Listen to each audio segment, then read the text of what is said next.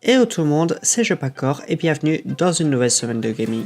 Au programme cette semaine, Sony se met enfin au crossplay, les retombées de la fermeture de Telltale et beaucoup de sorties de jeux.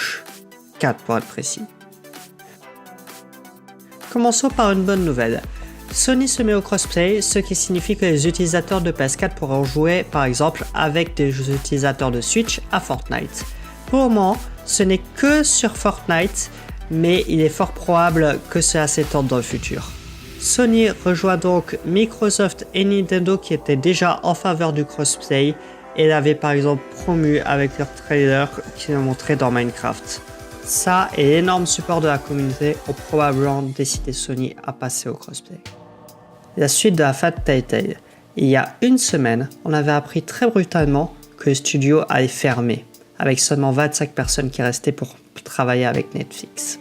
Pour ces licenciements trop soudains, Telltale est donc maintenant subi à une action en justice de la part de ses anciens employés.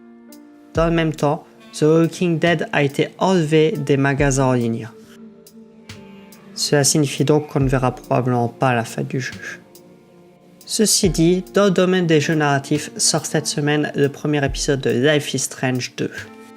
Les critiques sont positives, expliquant que le jeu améliore les points faibles du premier. Ceci dit, rappelez-vous qu'il s'agit d'un jeu épisodique et que seul le premier de 5 épisodes est sorti cette semaine. FIFA 19 est la seconde sortie. Comme chaque année, le jeu change peu par rapport aux années précédentes, ce qui peut être une bonne ou une mauvaise chose en fonction des personnes à qui vous demandez. Si le mode carrière vous intéresse, vous avez également droit à la suite de l'histoire d'Alex Hunter avec 2 nouveaux personnages. Un conseil cependant, évitez la version Switch. La performance est plutôt mauvaise. Dans le domaine des jeux de course réalistes, Forza Horizon 4 sort cette semaine et il s'impose toujours dans le domaine. C'est donc un excellent exclusif pour Microsoft et de plus, cette année, contrairement à Forza Motorsport cette année dernière, il n'y a plus de microtransactions qui avaient fait parler d'elle de manière très négative. Et pour cela, je pense qu'on peut féliciter Microsoft. Enfin, si les JRPG sont plus votre tasse de thé, Valkyria Chronicles débarque cette semaine.